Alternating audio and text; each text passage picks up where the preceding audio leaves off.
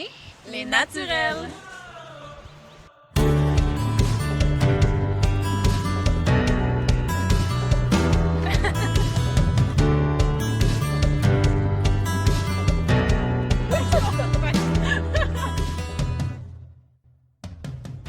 Coupé!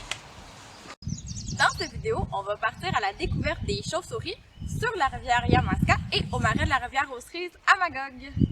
Et on va vous donner des petits trucs pour savoir où trouver les chauves-souris, comment identifier des traces des chauves-souris et comment faire une observation sur iNaturalist, bien évidemment. Les chauves-souris sont des mammifères qui sont dans l'ordre des chiroptères, ce qui signifie main-aile tout simplement. La plus grande diversité de chauves-souris se retrouve dans les tropiques, mais on a quand même tout de même 19 espèces de chauves-souris au Canada, dont 8 espèces qui sont au Québec. Au Québec, nous avons 5 espèces de chauves-souris qui sont résidentes, ce qui veut dire qu'elles vont passer l'hiver au Québec, dans les grottes du Québec, et nous avons 3 espèces migratrices, donc elles viennent seulement pour la saison estivale. Les chauves-souris du Québec se nourrissent principalement d'insectes. En effet, nos chauves-souris se nourrissent de milliers d'insectes tous les jours, ce qui offre un service antiparasitaire incroyable qui vaut des milliers de dollars aux Canadiens. Les chauves-souris sont incroyables, puis c'est ce qu'on va essayer de vous démontrer aujourd'hui dans notre vidéo. Le meilleur moment de partir à l'observation des chauves-souris, c'est au crépuscule, donc au coucher du soleil. C'est le moment où les chauves-souris sortent de leurs abris pour aller se nourrir. Donc c'est souvent le moment où on les observe virevolter pour essayer d'attraper des insectes. T'es prête à partir à l'observation? Prête! Parfait!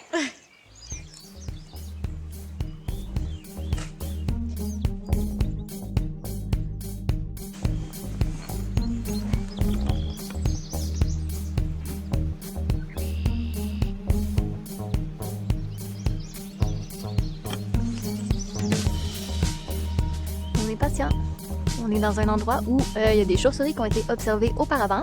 Donc on va patiemment attendre de voir s'il y en a qui vont sortir ce soir. Là, il y en a là, 2 qui volent. Ah, il y a 2 chauves-souris? J'ai vraiment entendu le petit bruit des chauves-souris. Ça fait...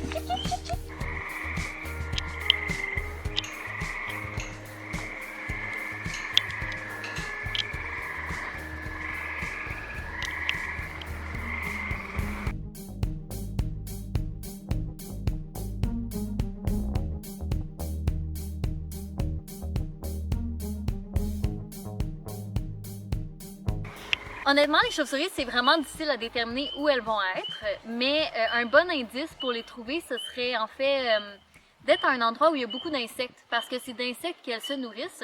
Donc si vous avez une forêt, une rivière, un milieu humide près de chez vous, ou que vous savez qu'il pourrait avoir beaucoup d'insectes, c'est un bon endroit à débuter pour essayer d'observer des chauves-souris. Si vous avez des soupçons que vous avez des chauves-souris près de chez vous, je vais vous donner 3 petits trucs pour les observer. Alors, premièrement, allez là où vous pensez où les chauves-souris sont et regardez au crépuscule pour voir si elles sortent de l'abri. Deuxièmement, regardez pour des signes d'excréments. C'est spécial à dire, mais c'est une bonne source de savoir s'il y a des chauves-souris près de vous. Et finalement, écoutez pour des sons. On va entendre des petits grattements, juste des petits mouvements, et ça peut être un signe qu'il y a des chauves-souris dans l'abri.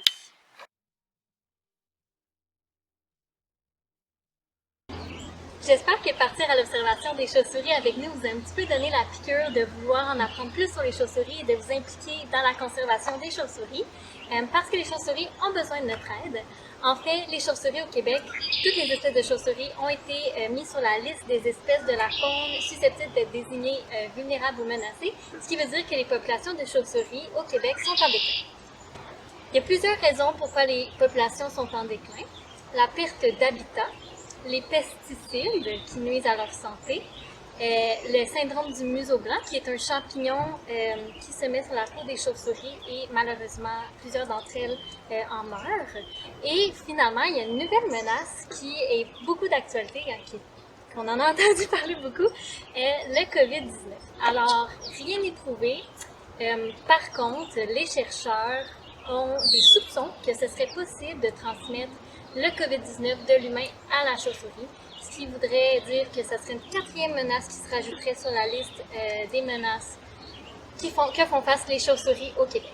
Avec toute cette information, qu'est-ce qu'on peut faire pour aider les chauves-souris? Il y a plusieurs choses qu'on peut faire. Premièrement, sensibiliser et promouvoir la cohabitation avec les chauves-souris.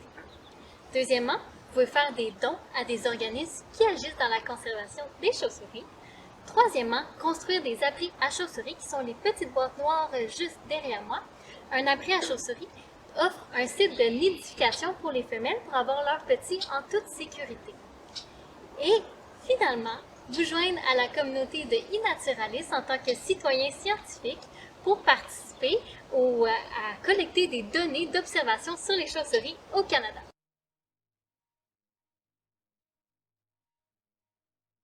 Si vous voulez participer à un projet pour aider les chauves-souris sur iNaturalis, je vous invite à vous joindre au projet Aidons les chauves-souris.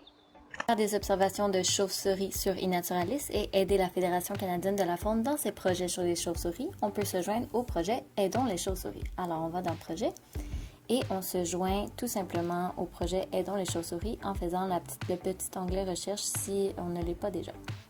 Alors, moi, je suis déjà joint, alors je vais aller directement faire ma nouvelle observation. Ce qui est super intéressant de ce projet-là, c'est que ça comptabilise pas seulement les observations de chauves-souris elles-mêmes, mais aussi des abris à chauves-souris. Alors, choisir image. Moi, j'aurais observé un abri à chauves-souris dans le fond. Alors, je vais vraiment sélectionner la photo de l'abri à chauves-souris et non les chauves-souris elles-mêmes. Et je vais quand même aller mettre dans qu'avez-vous vu l'ordre des chauves-souris, qui est les chiroptères. Ce que ça fait mettre l'ordre des chiroptères, dans le fond, c'est que ça garde ça super vague, dans le sens où oui, c'est une chauve-souris, mais on ne sait pas quelle espèce de chauve-souris c'est. Alors, on garde ça vague, tout simplement. Ce que le projet essaie de comptabiliser, c'est quelle sorte d'abri est aimé des chauves-souris. Est-ce qu'il y a des endroits que les chauves-souris aiment mieux ou des dimensions d'abri que les chauves-souris aiment mieux? Alors, même si l'abri n'est pas habité, on peut faire l'observation de l'abri à chauves-souris et dire qu'il n'est pas habité. Alors, ce qu'on va aller faire, c'est ajouter au projet, en bas ici, et on va cliquer « Aidons les chauves-souris ». Comme vous pouvez voir, il y a beaucoup de choses à remplir dans ce projet-ci. Si mon abri n'a pas de présence de chauves-souris, on pourrait tout simplement répondre « Nombre de chauves-souris, 0 ». Sinon, on attend, encore une fois, comme on vous l'a dit, au crépuscule pour essayer de compter les chauves-souris qui sortent de l'abri. Alors, on pourrait rentrer le nombre, le type de dortoir. À ce moment-là, il y a quand même un choix. Alors, on peut mettre arbre, caverne, maison, grange remise, abri à chauves-souris. Et on essaie de remplir au mieux de nos capacités les dimensions du dortoir et toutes les autres questions qui sont dans le projet, tout simplement.